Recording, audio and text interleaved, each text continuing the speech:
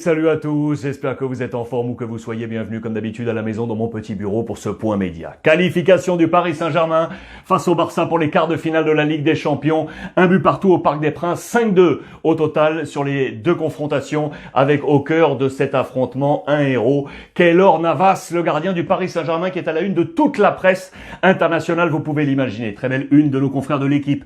Le Messi, c'est Navas, bien évidemment. Il est là, Lionel Messi, à la une de As, réconforté par son compatriote Di Maria. L'orgueil ne suffit pas. Malheureusement, le Barça était bon dans ce match. Mieux qu'au match aller. D'ailleurs, regardez, la presse catalane le souligne avec les honneurs à la une identique de Sport et de Mundo Deportivo. Pour autant, ce penalty manqué là par Lionel Messi face à Navas, pour Messi, 105 penalties sous le maillot du Barça, 23 manqués, 23 sur 105. Et si j'élargis au FC Barcelone et que sur cette saison, sachez que le Barça a tenté 15 penalties cette année, 6 manqués. 6 sur 15, c'est tout de même 40% pour le FC Barcelone. Ça a été un problème, ça, les pénaltys cette saison pour le FC Barcelone. Pour autant, on est sorti de cette Coupe d'Europe la tête haute. Vous le voyez, adieu l'Europe et bonjour le futur. On va ouvrir une nouvelle ère côté FC Barcelone qui s'accompagne, vous le savez, avec l'élection du nouveau président Laporta. Côté Paris Saint-Germain, intéressant dans les colonnes de l'équipe, regardez, si dur mais si doux.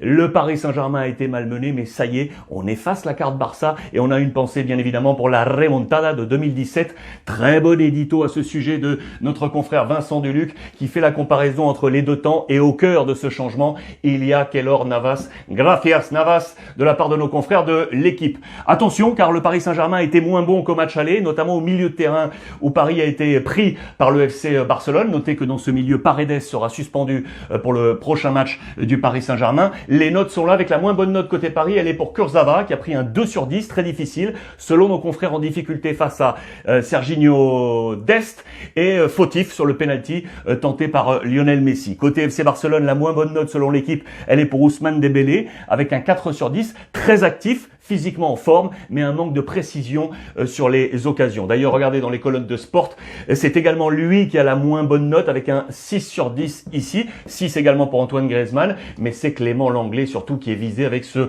5 sur 10 ici. Le Barça, 9 pénaltys contre le Barça cette saison, fautif, 4 fois sur 9, Clément Lenglet. 4 fois sur 9. Voilà pourquoi, une nouvelle fois, il est visé le français. Quelques informations sur ce FC Barcelone.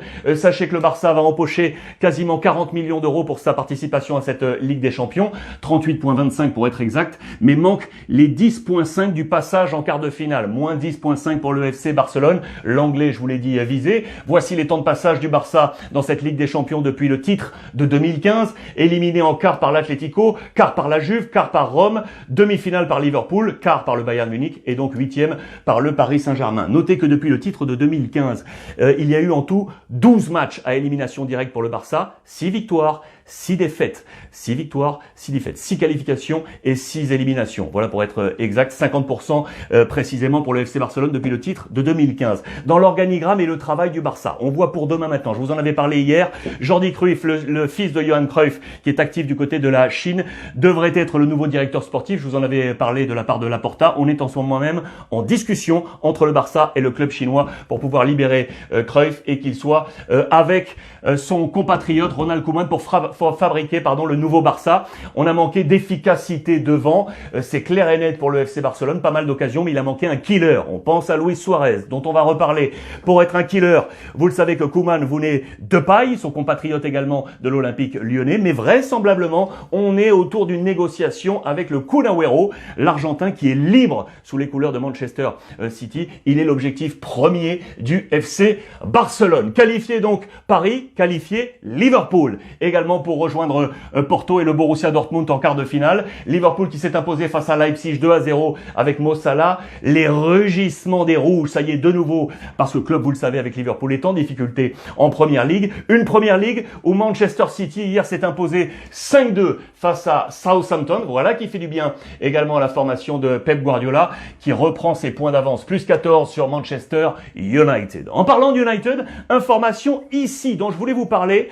Attention, on est dans la révolution de l'organigramme sportif de Manchester United. Ça fait 2 ans et demi que United cherche les hommes forts de son organigramme sportif. Ça y est, c'est trouvé. Voici ces nouveaux hommes forts. Au centre, c'est l'exécutif vice-chairman qui était en train de chercher depuis 2 ans et demi, Ed Woodward. Il est attaqué par les fans depuis un bon moment. Pourquoi? Parce que depuis que Alex Ferguson est parti en 2013, Manchester United a lâché 1 billion de livres. En France, ça nous donne autour du milliard d'euros. Pourquoi? Pour que des échecs au nombre de titres glanés par Manchester United. Du coup, critique, et du coup, ça y est, on a trouvé l'organigramme. Voici les 2 nouveaux visages forts, le directeur du football, John Murtough, qui sera autour d'Ole Gunnar Solskjaer, plus le directeur technique, Darren Fletcher, des noms qui résonnent côté Manchester United, qui ce soir, les amis, joue en Ligue Europa. Tiens, face à l'AC Milan, c'est dans les colonnes de la Gazzetta dello Sport, match très attendu pour les Diables. Composition d'équipe ici, je vous ai absolument tout grossi parce qu'il y a pas mal d'absents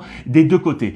Côté Manchester United, notez bien, De Gea, Pogba, Mata absent, Van de Beek, Rashford ou encore Jones, ils sont 6. Côté Milan, ils sont 7. Écoutez bien, le français Hernandez, Benacer, Mandzukic, Çalhanoğlu, Rebic, Ibrahimovic, bien évidemment, et le petit Maldini. Voici ses compositions d'équipe probables. Match ce soir, affaire à suivre dans ce match de Ligue Europa entre United et l'AC Milan. Que se passe-t-il avec Cristiano Ronaldo? Je vous en ai parlé hier avec des titres difficiles, de tromperie, de trahison. Regardez ce qui se passe à la une de toute la presse. On nous dit que Cristiano Ronaldo est peut-être désormais un poids pour la Juve. Les tifosi sont très partagés sur l'avenir de Cristiano Ronaldo. Il est arrivé il y a 3 ans, éliminé en quart face à l'Ajax, éliminé en 8e face à Lyon, éliminé en 8e face à Porto. Il est venu pour ça, Cristiano. Il était venu pour la Ligue des Champions. C'est pour l'instant un échec et du coup, on parle de refondation de la Juve autour des jeunes avec De Ligt ou encore Chiesa, mais ce serait sans Cristiano Ronaldo qui serait devenu un poids pour la Juve. Attention, en page intérieure,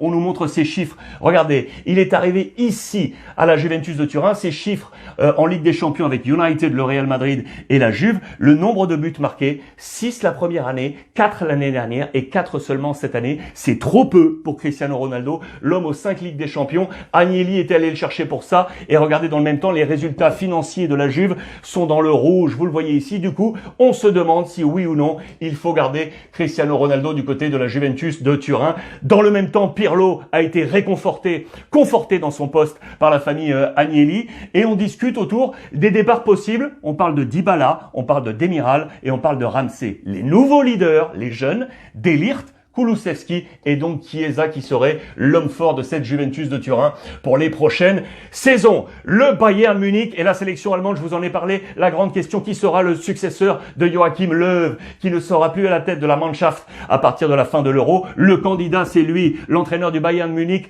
Hansi Flick, et qui pour le remplacer? Eh bien, regardez bien, ce serait Nagelsmann, l'actuel coach de Leipzig à la bataille pour le titre. Il s'entend très bien avec Salihamidzic, le directeur sportif. On est en train de switcher côté Allemagne. Je vous rappelle que l'Atlético Madrid jouait hier un match dans l'ombre de la Ligue des Champions, mais ultra important. L'Atlético jouait face à l'Athletic Bilbao. L'Atlético a été mené 1-0 pour revenir et finalement s'imposer, être à +6 du Barça, à +8 du Real Madrid. C'est une victoire capitale. Je vous parlais de Luis Suarez qui a manqué au FC Barcelone. Écoutez, c'est lui qui a obtenu le penalty et qui a marqué le penalty de la victoire. La fin justifie les moyens. C'est un très bon Atlético Madrid qui s'est imposé. Marseille jouait également hier. C'était la première de Sampaoli. Victoire face à Rennes.